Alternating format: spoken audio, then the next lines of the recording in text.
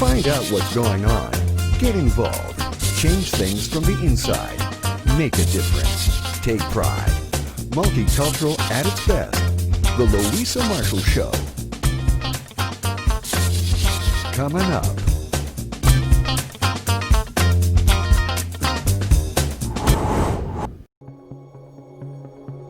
Today, all news simply the best. Get involved. On today's episode, we have Carly Church, a human trafficking crisis intervention counselor with Victim Services of the Durham, Ontario region. The fact that domestic sex trafficking is the most prevalent in Canada, that means this is happening to our girls and our boys. The rate of human trafficking in this country has doubled over the years, increasing the endangerment of 12 to 14-year-olds who are said to be the average age of entry into the sex trade in Canada. Currently, there's 16,000 Canadians being trafficked in Canada today. I always say multiply that by at least 10, and you have a little bit more of an accurate number. As a survivor herself, she helps other victims of domestic sex trafficking and helps those who are currently suffering and trapped in the same situation she once was. They might ask you to make that video with them, have sex with one of their friends, and then immediately give you all that love and attention back. They're preparing you for the sex trade. Simply the Best brings to you kind, passionate people fighting for these global issues to be seen, rescuing victims trapped in exploitation, and supporting the healing process and care of survivors.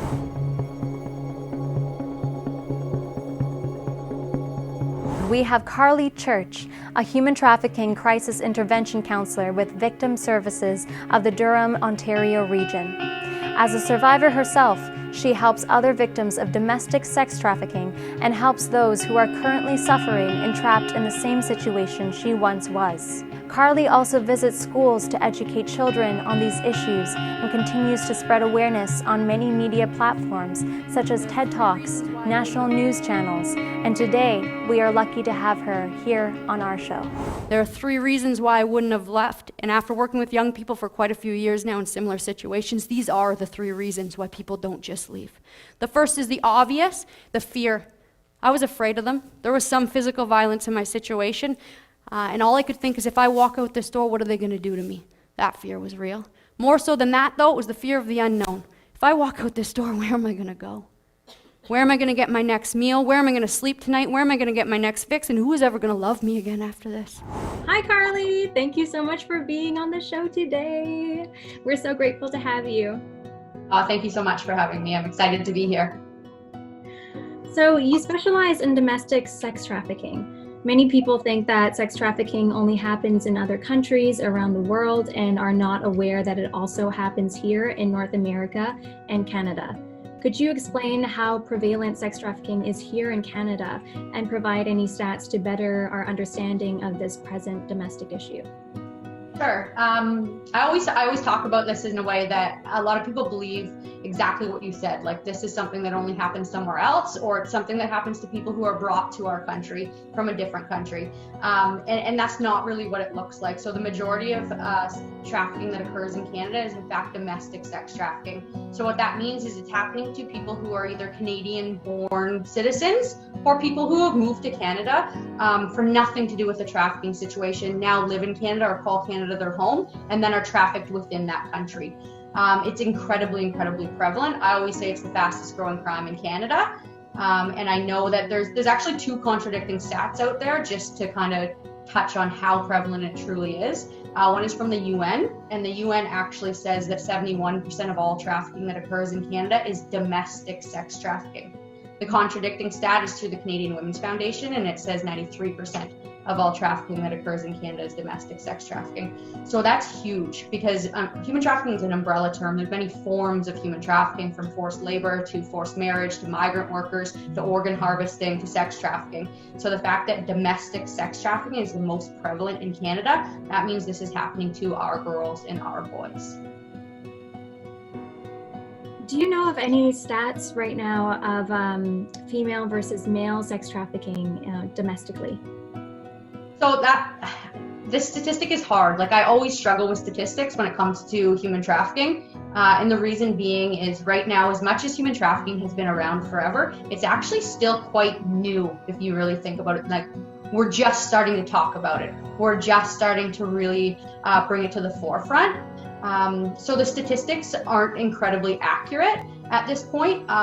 The last statistics that we were really gathering as a whole for Canada were gathered through law enforcement. I think it's amazing that law enforcement is taking that on and they're gathering those statistics.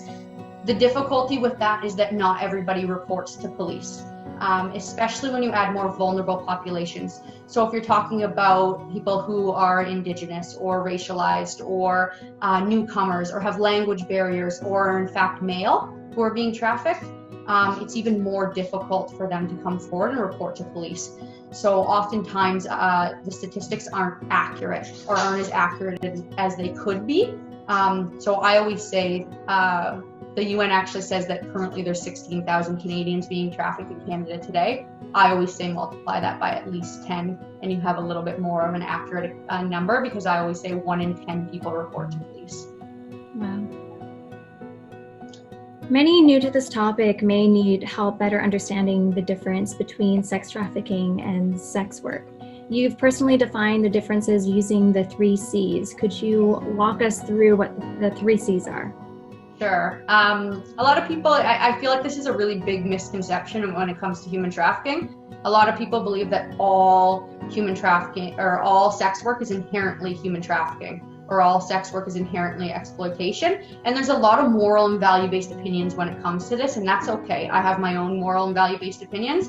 But what's really important is we separate human trafficking and sex work. Because when we conflate the two, we actually don't support people as best as possible. So like you said, people enter the sex trade for a variety of reasons, and I actually break it down into 3 separate reasons. And I look at it as almost like a spectrum of experience, and I call it the 3 C's. So on one end of the spectrum, you have choice. On the opposite end of the spectrum, you have coercion or human trafficking. And in the middle, you have circumstance. So if I'm talking choice, this means I'm an independent sex worker. I am over the age of 18. Nobody is making me do this. Nobody has tricked me into doing this. I've made this decision of sound, coherent mind. I make all my own rules. I decide when I work and when I don't work. If I don't want to work anymore, I can at any point. I can say no if I want to. So in fact, every time I engage with a customer is in fact consensual sex. On the opposite end of the spectrum, you have coercion or human trafficking. So this is when somebody has tricked you, manipulated you, coerced you, given you an ultimatum into entering the sex trade, and now they're behind the scenes doing it to you and profiting from you. So they're posting your ads, they're taking your photo, they're telling you what services you have to provide, they're telling you how many people you have to have sex with a day, and they're taking all of your money. So every single time you engage with a customer, even if you say, yes, I'll do it, it is in fact not consensual sex work. Consent can never be made under pressure. In the middle is where it gets a little bit murky. So this is where somebody's circumstances are inherently exploitive, but there's no third party behind the scenes doing it to you or profiting from you. So poverty can exploit people, mental health can exploit people, addiction can exploit people. We often refer to this as survival sex work as well. It's probably something you don't want to be doing, but you feel as if this is your only option and able to support yourself or meet all of your basic needs. So people can enter the sex trade for all those reasons. And sometimes you move along that spectrum. You can enter by choice and somebody might manipulate you or trick you into doing something you didn't want to do. So that's the best way I explain the difference between sex work and human trafficking. Thank you, Carly. Due to many media portrayals, many people have a specific image of how sex trafficking looks to them. Could you define the differences between international and domestic sex trafficking? Another huge misconception, right? Like a lot of people think that people, in order for trafficking to occur, movement needs to take place.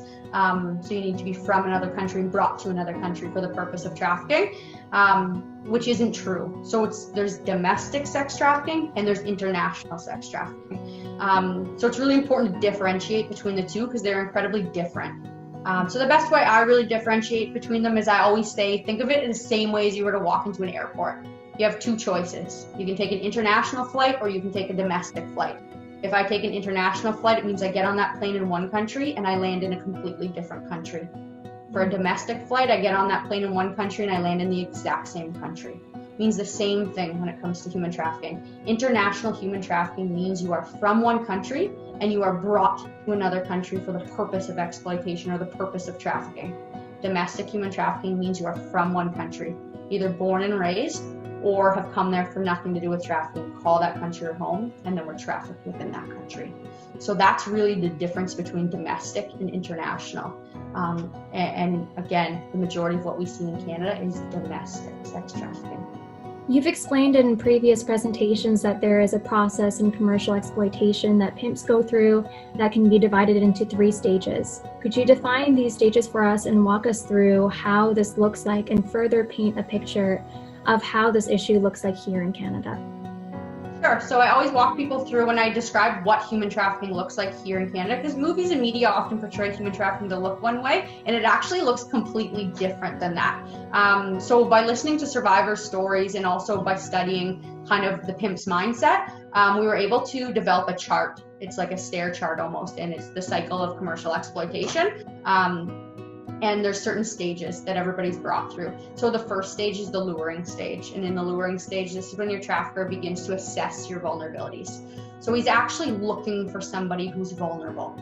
He is looking for somebody who maybe is being bullied in school, maybe doesn't live at home with their parents, maybe is struggling in school, maybe struggles to make eye contact, doesn't have many friends, is very closed off and secretive, somebody who doesn't have a brand new phone or brand name clothing. That's kind of who he's looking for. And once he picks his target, he's going to put feelers out. So he's going to begin to test the waters. He's looking to see if you're interested in buying what he's selling. And he does this by asking a million questions. And it does not feel like you're being interrogated, and it does not feel like you're being interviewed. It feels incredibly, incredibly special that for once somebody stopped and noticed you were struggling and asked you about it. For once somebody stopped and noticed you and asked you about your life. It feels incredibly special. He's going to ask you about your family, your friends, your struggles, your hopes and dreams for the future. And you're going to tell them everything because you've been waiting so long for somebody to ask you those questions. The other thing they do in this stage is they're going to look at every single one of your basic needs that are not currently being met. And then it moves to the second stage. So the second stage is the grooming and gaming stage, also known as the honeymoon stage. So once they've identified those basic needs that are not being met, they're going to begin to meet every single one of those basic needs. If you told them that you didn't have a safe place to stay, they're going to offer you a safe place to stay. They are going to take you shopping. They're going to wine and dine you. They're going to shower you with compliments, boost your self-esteem, boost your self-worth. They're going to introduce you to all their friends. They're going to make you feel a part of something, that sense of belonging, that sense of family. They're going to continue to ask you questions about your life and be interested in your dreams for the future and the goals you've always wanted to accomplish. They are going to keep you safe.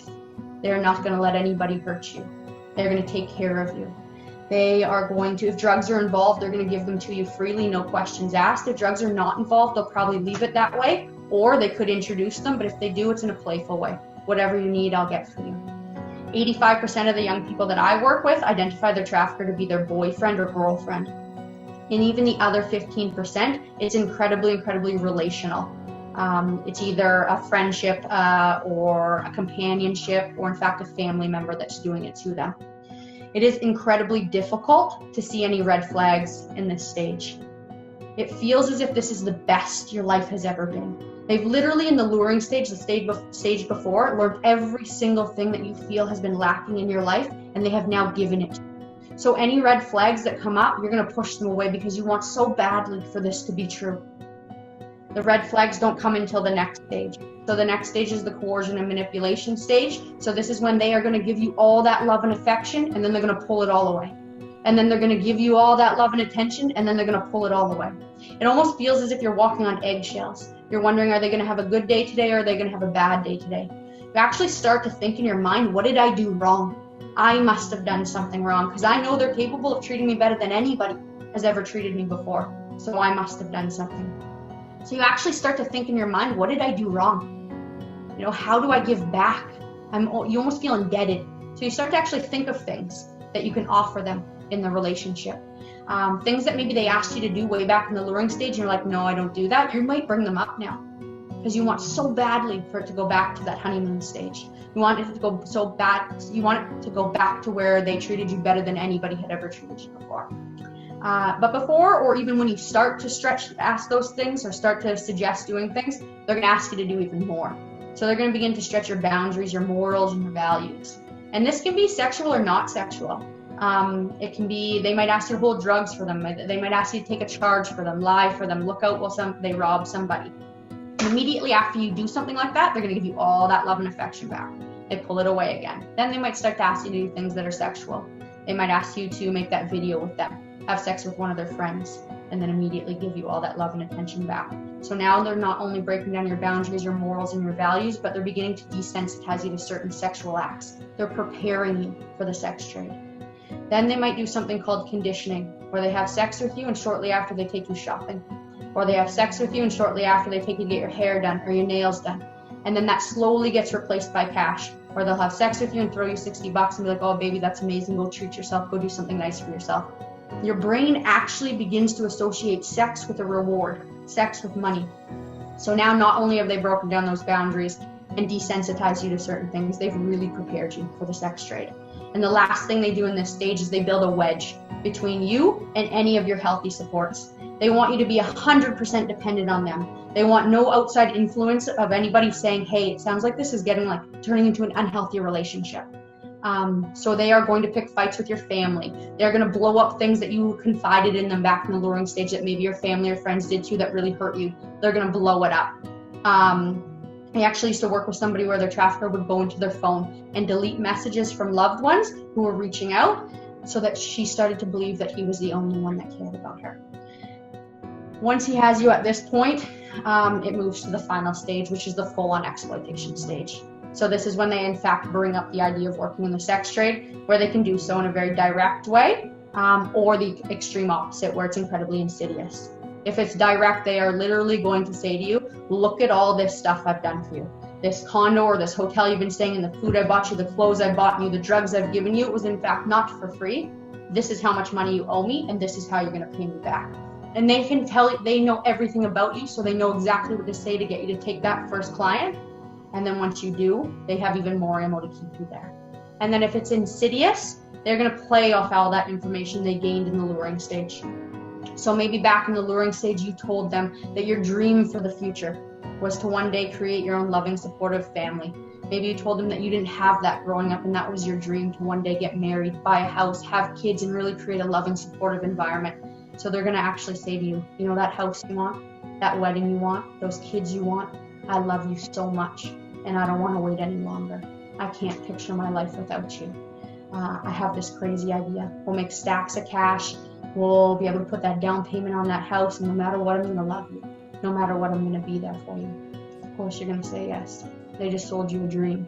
They sold you your exact dream that you told them way back in the luring stage. And again, once you take your first client in the sex trade, they've got everything they need to use against you to keep you there. This is what human trafficking looks like. It does not look like the movies where you're kidnapped and thrown in the back of a van and tied up in a room. This is what human trafficking looks like. It is incredibly, incredibly psychological. According to varying sources, 93% of sex trafficking here in Canada is domestic. Indigenous women make up 50% of sex trafficking, although they only make up 4% of the Canadian female population. How can people recognize the warning signs of sex trafficking as targets or as their family or friends and loved ones? There's many warning signs, actually. There's so many, and everybody's different, right? But I'd say the most common initial warning signs, where they're maybe between that luring stage and that coercion manipulation stage, is you'll start to see a shift in interest that the young person once had. Maybe that person used to be involved in sports or enjoyed school, or had a certain group of friends and no longer has that group of friends. They're going to withdraw from certain people. I often find with young people, they used to want to tell me everything about their weekend when I'd meet with them, and then they became very private and secretive and answered with yes or no questions. Really didn't want to say the wrong thing. You might see somebody who has a new boyfriend or a new girlfriend. Might be a controlling or abusive relationship. Maybe that person picks them up and drops them off everywhere. Maybe before they can go and make plans with somebody else, they have to check in with that boyfriend or girlfriend to make sure it's okay. You might see somebody not, their grades are failing. They go missing. Oftentimes young people we work with go missing multiple times. There's missing person reports over and over and over again. There's also signs of the sex trade. If somebody's staying in hotels all the time, or their parents or their caregivers or friends find hotel key cards in their wallet or in their purse, or hotel pens or paper. Those are huge. Those are beginning to become huge warning signs.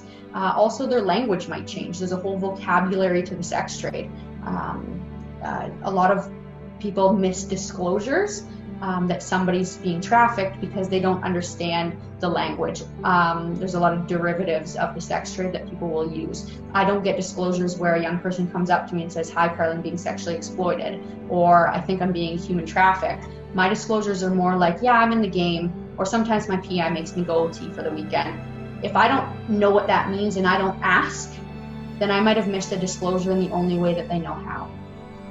The other huge warning sign is if you start to see young people showing up with unexplained clothes, unexplained hair, unexplained nails, unexplained jewelry. If you're thinking of somebody who doesn't have the funds to do that, it's expensive to get your hair done every month and your nails done every couple of weeks and to have brand name clothing. So it's, if the parents or the caregivers aren't buying those for these individuals, where are they getting it from? Gosh, warning sign. Sometimes a marked change in appearance can be a warning sign. Maybe somebody used to dress and look a certain way and now they dress and look completely different. Maybe they started to neglect their healthcare needs. They're no longer going to their doctor or their dentist. Another huge warning sign is frequent relocation. If they're moving from one city to another city, traffickers will often bring their girls from one city to another to not be detected. It's harder to keep track. So there's a whole bunch of warning signs. And I'm not saying that if somebody has one of these warning signs where one day they started to change the way they look, doesn't necessarily mean they're being trafficked.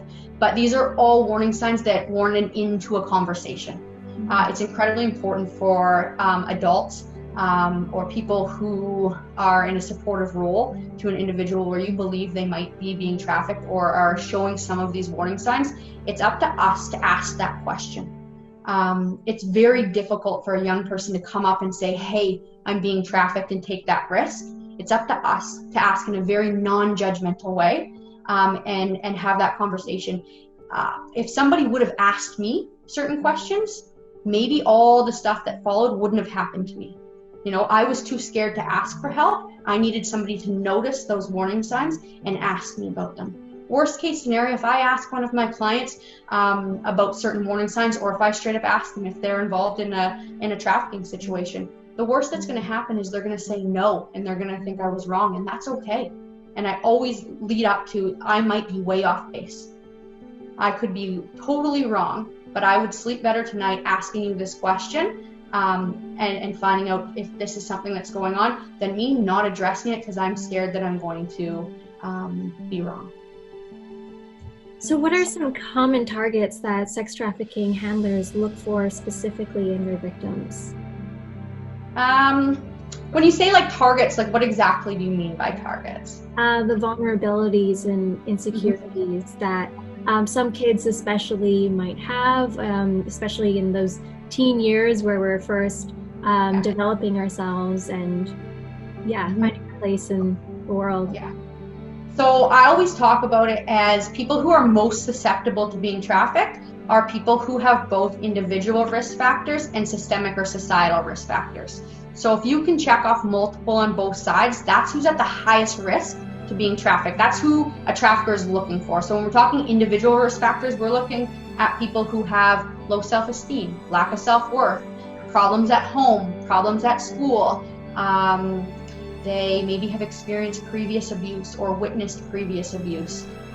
They don't have a strong social support network. They might have experienced relational trauma in their past. They don't feel adequately loved by their caregivers. those are huge warnings, or like huge risk factors, and those are individual risk factors. When you also add in systemic or societal risk factors, so if somebody is a newcomer, has little socioeconomic opportunities, is growing up in a community that has a high proximity to crime, has grown up in poverty, is racialized, is Indigenous, English isn't their first language, they have language barriers. Those are, if you can check off multiple on each side, that's who's at the highest risk of being trafficked. That is who a trafficker is looking for. And it doesn't mean that you have to have both. I've worked with individuals who have barely any or no individual risk factors, but have a whole lot of systemic or societal risk factors. And then the opposite is also true. I've worked with some clients where they have no or very little systemic or societal risk factors, but they have a whole lot of individual risk factors. So you're looking at, like if you can check off both sides, that's who's at the highest risk. But when I talk about who is at risk of being trafficked, anybody. Oh. We all have vulnerabilities.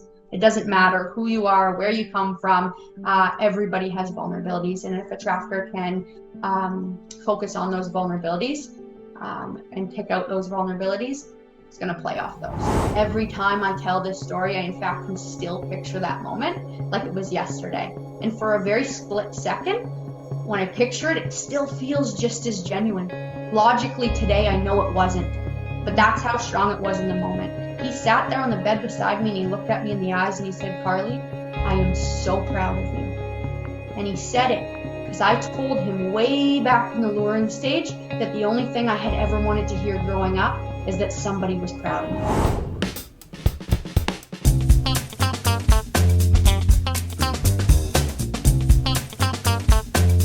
Welcome to Relive the Music, a brand new one-of-a-kind show that takes the audience through music history, trivia, and memories of the 50s and 60s.